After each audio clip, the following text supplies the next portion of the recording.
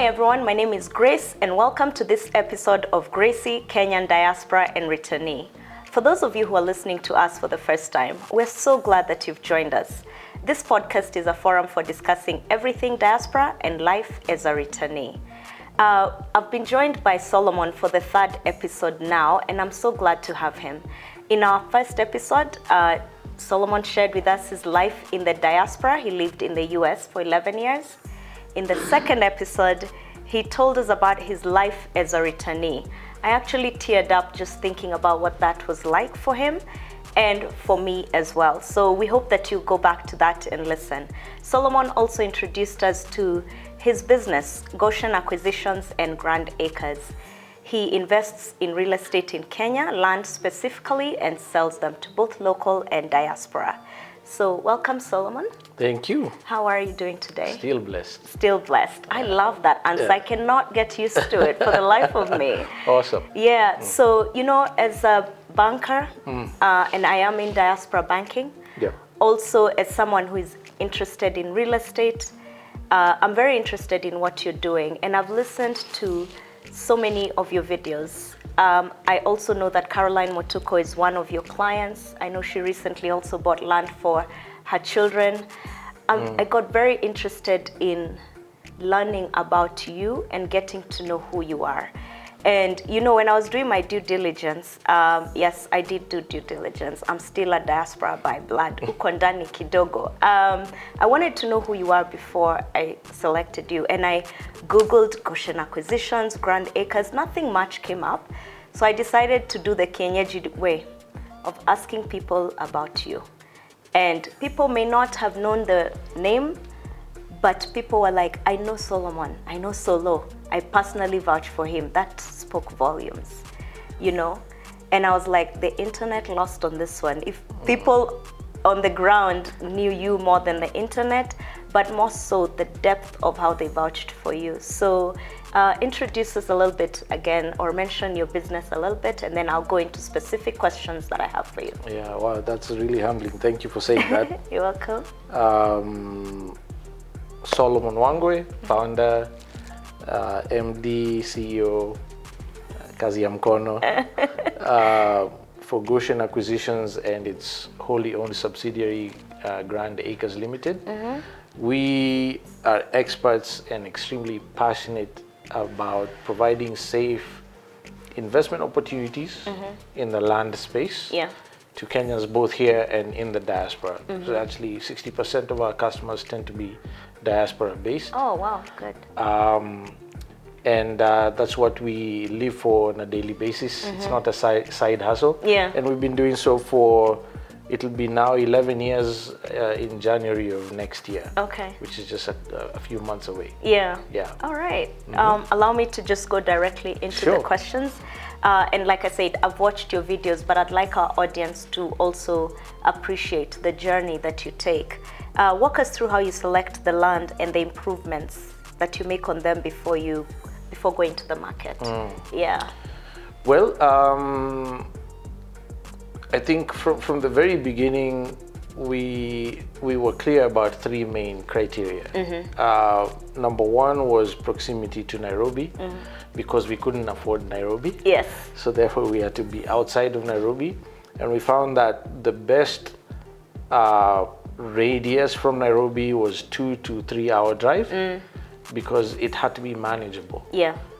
There's lots of things we have to do from when we buy to when we subdivide. Yes. Even if I wasn't selling, if I was going to use my space, how do I manage that as an owner? So putting ourselves in our customers' shoes. It's true. So 2 to 3 hour driving radius, proximity to Nairobi or radius from Nairobi. Second was our sites had to be next to impending developments. So a little bit of research has to go into what's happening. Yes. What are the government's plans for infrastructure development, things like roads, major intersections, dams, Konza Techno City, those types of things. Yeah. And that can also be true for the private sector. So is there a company or an individual that's doing something sizable somewhere that would have a material impact on land values around it because of all that they have to do to make the project work, which means they're pulling power, they're doing roads, they're pulling water or establishing water plants, sewer treatment, and that sort of thing. Anything that's going to draw the infrastructure, even if it's private, is a good way to go. So, and the reason for that is because if you buy early enough, you experience a steeper appreciation as opposed to waiting for time to pass as normal. And then the third and final is unique geographic propositions. Things that God did that man cannot replicate. You know, mountain views. If you're at the foot of a mountain, if you're on the ocean front, if you're on a lake front, if you're on a escarpment, on a cliff with sweeping views of the Rift Valley, that sort of thing is critical to us. And if you look at our website and all our marketing material for all our sites, you'll find that all those three check out. So that we found was the best way to guide us in terms of where to invest. And for that reason, there are places, even if you gave us land for free, we would not take it. And you know, it's so important that you've said that. And one of the reasons that I'm very jazzed at your business model, you've mentioned that 60% of your clientele are in the diaspora. Oftentimes, they're sending someone to go and look at the land for them. I'm in diaspora banking, and I can tell you, sometimes we have to go uko in the boonies to look, because what the person is being told is the land they're buying versus what it is like on the ground are two different things. You know, already in Kenya, we tell someone, nakam, niko tu hapa. Really, that's not the same when it comes to land. So someone can say it's so near, but really how near is it to amenities? And for diaspora who haven't been home in a while, I can tell you, nowadays going to Nanyuki is easy. It's not an all-day event. It's so much closer than it was. I remember when I was in Daystar, we even used to go to Naivasha for camping, and it seemed so much farther, but it's not. It's not. The roads have really been improved. You can get to where you're going without needing a four-wheeler, without your car getting stuck. So those are things. But as you've mentioned, I had to say that. You make the point. I mean, all these things come into play. Not just for us in terms of our ability to create a product for our precious customers, but in terms of usability for our customers thereafter. That's it. And the views that you've mentioned, I'm sure things that diaspora can relate to, because when we think of vacation homes, or even when we are abroad and we go on vacation, we usually are reserving cabin homes, if you like skiing, or you're reserving a beachfront home or a beach home, you know, just something. So you're really selling to them what they can use should they visit back home or retire back home. And what are some of the improvements that you make on the land? So for a long time, we had a standardized way to go about creating the product, if you will. So we would always make sure that the roads were motorable. By basic grading, making sure it's flat, there was no impediments to your arriving at your beacon. And when you arrived at the beacon, it was typically a 6-foot tall, 12-inch steel reinforced concrete beacon, nicely branded so that there was no confusion about whose property you're looking at. Clearly demarcating its boundaries. We plant half of it in the ground.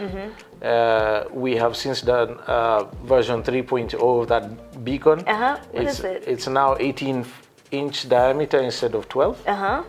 And also 1 foot higher, taller. What? So 3.5 feet is planted in the ground, 3.5 is sticking up.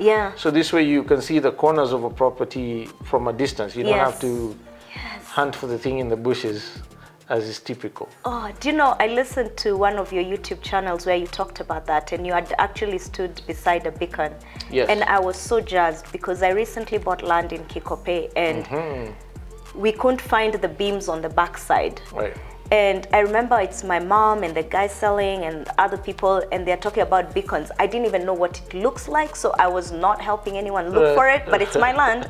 Just tell me where it ends. And you know, I related to it after watching your video. And then I had to pay someone to put the beacon. You're already selling land with the beacon.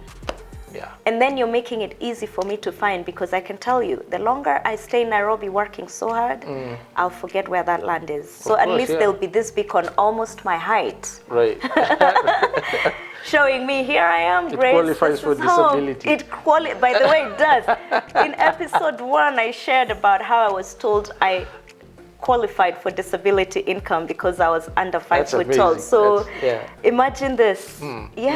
So, you know, those were our initial focus points: access, clear boundary demarcation, and the most critical was ensuring that we followed due process. Yes.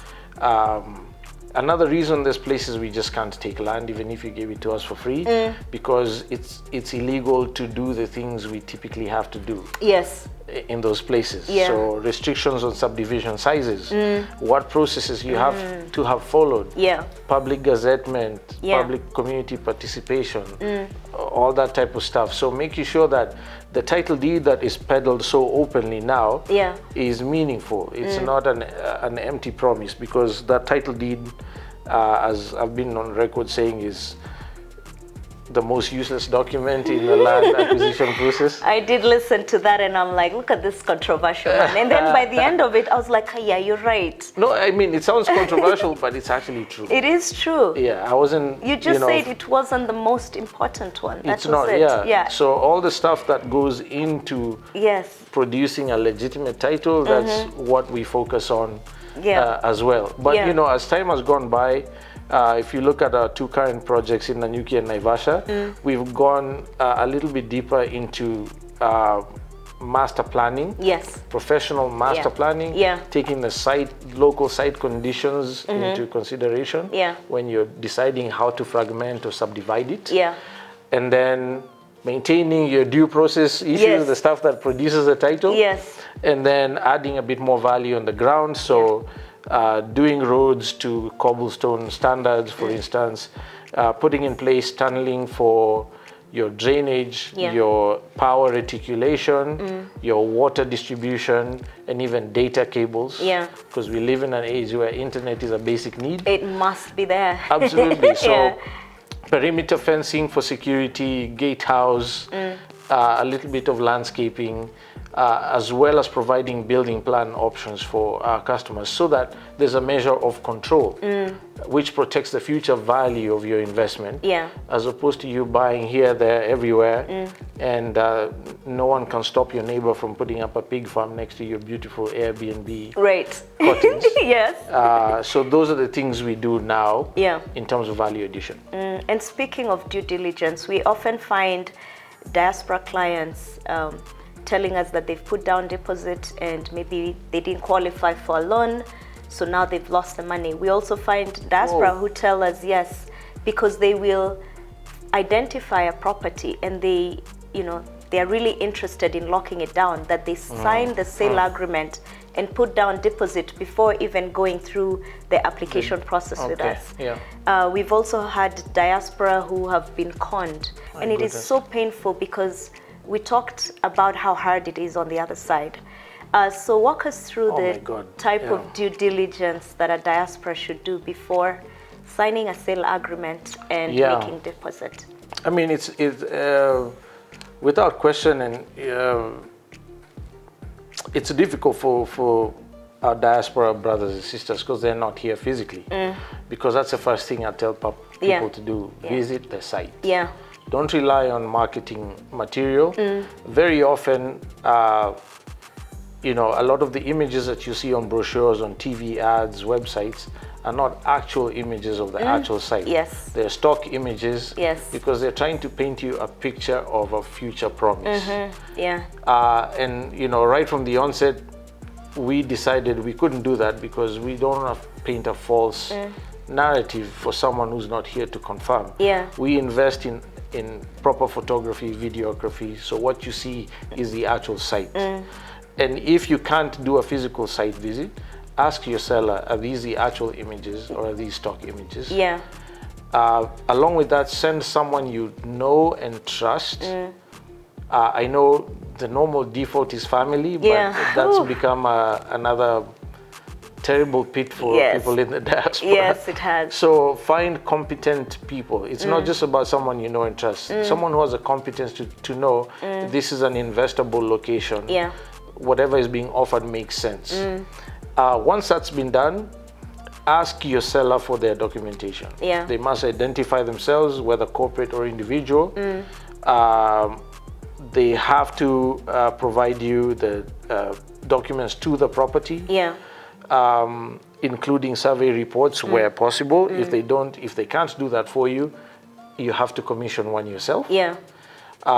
Assuming all that checks out, make sure you have a licensed advocate. Yes. To draw up sale agreements for you. Yes. Now, even though it is not the practice for us all the time, I always advise people never to share an advocate with the seller. Yes. Because the two of them can go into cahoots together. Happens all the time. Yes. And even if they do not, that lawyer would be conflicted in the event of a future dispute Yes. along the way. Yes, So that's true. you want to make sure whoever's representing you can fight for your rights without a conflict of interest. Hire your own lawyer. Yeah. Even if the seller has one, get your own. Yeah. Now, if you elect to share an advocate, do it with the understanding that there could be a conflict at some point. Yes. And you're willing to deal with what that means. Yeah. Yeah. So never allow a seller to force you or compel you to use their lawyer. Their lawyer. And you know, people sometimes think it's cheaper to use the same lawyer because they're already doing the work, but not necessarily. I mean, not necessarily. And strictly speaking, you know, the Law Society of Kenya has very specific guidelines on how lawyers are to be compensated for their professional services through the Remuneration Act. Yes. Yes. And so if a lawyer is charging less than the remuneration order stipulates for the sake of collecting twice, that lawyer is in breach of his professional oath, not just to the LSK, but to their peers. Yeah. And also is putting you at risk in the event of a dispute. Yeah. So have your own lawyer, prepare the documents and make sure that your interests are sorted out or catered for. The seller's lawyer can do the same. Yeah. If there's nothing unreasonable, both interests are married into one document. Yeah. Sign it. And when you do pay your deposit, which is the next step, as much as possible, especially when the property is still undergoing subdivision or planning, in essence, you're prepaying for a parcel of land that is not yet titled, that's being hived off from a larger plot of land. Do not pay the seller directly, ever. Make sure your funds go into an escrow account. Yes. Ideally, it should be your lawyer's escrow, right? Not their lawyer's escrow. Yes. And regardless of whose escrow your money is going to, make sure that they give you a professional undertaking. Yes. That they would not release your funds to the other party unless the conditions stipulated in your sale agreement are met. Yeah. And then after that, it's easy. You exchange your balance for your documents. Yeah. But you know, a lot of people, either out of ignorance or overzealous expediency, skip all these steps. Yes. And that's how you end up in problems. Yeah. Yeah. And we will share more details on this on our website in the course of the week. The entire video that you did. Yes, we have a ton of content on our website. Yes. Own Land in Kenya. Yes. YouTube channel. Yes. Social media handles. Just search for Goshen Acquisitions or Grand Acres. Yeah. And you should be able to find the information. If you're at a loss, give us a call. Right. You can WhatsApp us on the number. Yeah. And we'll be happy to assist. Yeah. So there are two things you've said there before I go into the next question that I really want to touch on. You talked about the site visit. I cannot emphasize enough. Get someone you trust to do the site visit for you. So have someone you trust do the site visit for you. And if you even need to, I don't know, talk to your lawyer to send the pictures, something. But get someone you trust to do the site visit for you. And then you talked about the sale agreement. Just speaking from my US experience, I know that even when we used to sign those sale agreements, they had those exit clauses of you will put money in escrow for this amount of time, but subject to a good inspection report if it was a building you were buying, subject to a valuation report. There were this clauses that would have allowed us to walk away. But if you just sign a sale agreement that you've drafted yourself, there are things you might miss. You can't do it on your own. Hire a licensed advocate. There's a reason they go to school for the years they do and get licensed to practice. Do yourself a favor, pick one. You can easily verify that they are licensed by going to LSK's website and entering their name or practice name. It'll tell you whether or not they are currently licensed to practice. Right, in that year. Yes, they have to renew every year. Yes. Don't take any shortcuts. Do not cave into the pressure to get a good deal now. Yes. If a seller is genuinely engaging you, they will not put you in a place where you're risking your skin. Yes. They have to accommodate you within reason, obviously. Right. Yes. But anytime there's a high pressure situation to skip important steps, my advice is walk away. Yes. You'll find the right thing. It's true. So take your time, get the agreements done. And with regards to the clauses you're referring to, people losing deposits, an LSK sale agreement will generally allow for your funds to be refunded, especially if something has happened on the seller side to prevent closure. Yes. They have to refund you fully, and in some cases even with interest. Yes, yes. Right? Yeah, now, if it's the seller. if you're the one walking away, not by no fault of the seller, you simply give up your 10% as liquidated damages, and you get the balance back. So get a licensed advocate to help you with that. I even say for those who are seeking financing, don't even put down deposit if you can negotiate for that in your contract. So at least go through the application process, wait till you get the offer letter from the bank, and then after that, that's when the bank does the valuation report. Because we've also had where the diaspora will put down deposit and then the valuation report comes back lower than they had agreed on.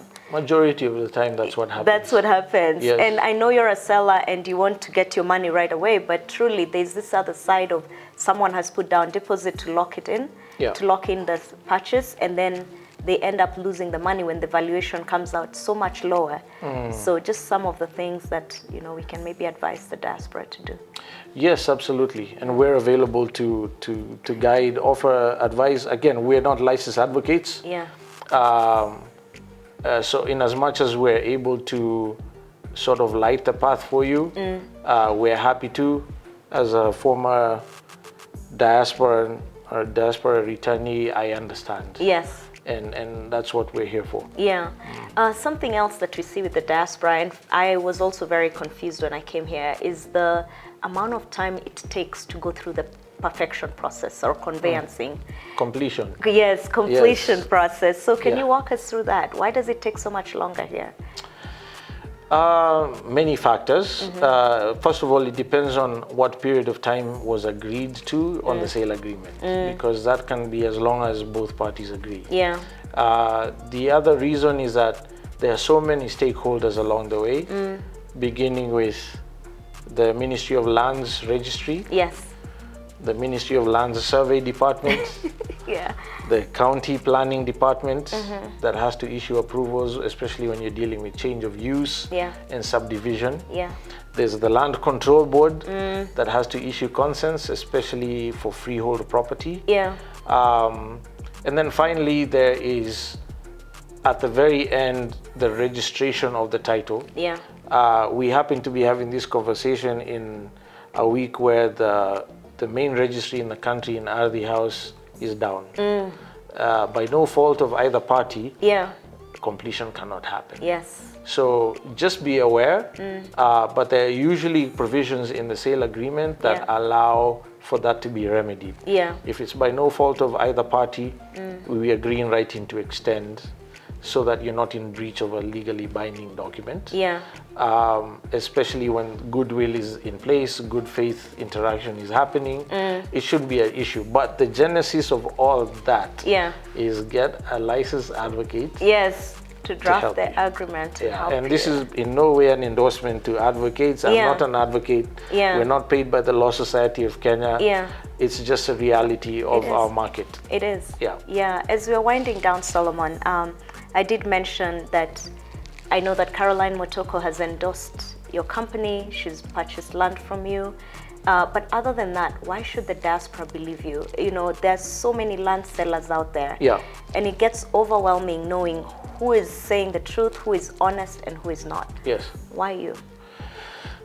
Well, we try our darndest, as we said in the South, to make sure that I don't even need to answer that question. It's not about me. Yeah. Just know the due process and follow it. Yeah. It doesn't matter who it is. You know, I can sit here and tell you we have a better customer service and experience, which is true. I can tell you that we do not pay bribes to do anything along the way because the ethics behind the legal processes matter to us that much. That is true. I can tell you that our sites are generally more prime than other people offering land in the market, which is true. Yeah. But none of that is material. If you know what the due process is and you follow it, it doesn't matter. You remove trust from the equation, which is the goal. Yeah, yeah. It's nice to be trusted, but the issue of trust presupposes that there's problems in the first place. True, yeah. Right? Why do we have to talk about trust? Why do we have to, So just know the due process. It's why we started our YouTube channel, Own Land in Kenya, where we freely share our experiences. We tell people what to look out for. Whether or not you're buying from us doesn't matter. Yeah, yeah. Follow the due process. If you need to call and ask, we're happy to give our advice based on empirical evidence and experience. Yeah. 11 years doing this now, in a couple of months, we know a thing or two about the process, so we are available. But you know, with regards to the endorsement by Caroline Mutoko, we were fortunate to have her purchase land from us in 2013. She has bought land from us on every single project we've had virtually, and now buying for her next generation. And because of her endorsement, we have also had the privilege to serve many others like her. And we're looking forward to continuing to do that. I have really enjoyed watching your YouTube channel, Own Land in Kenya. For me, even as a former diaspora coming home, I'm also learning along the way. And that channel is so informative. And like you said, it's for free. You're not even charging people to educate them. You're just doing it all for free. So I hope that you will all tune into that YouTube channel to learn from it. I have enjoyed having you. Thank you. I am not happy you made me cry in our prior podcast, but I've really enjoyed having you. Thank you for having me. You're welcome. And to our audience, we hope that you found this podcast to be insightful. If it was, please subscribe, share it with your family and friends. You can also find us on our social media channels at Kenyan_diaspora_returnee.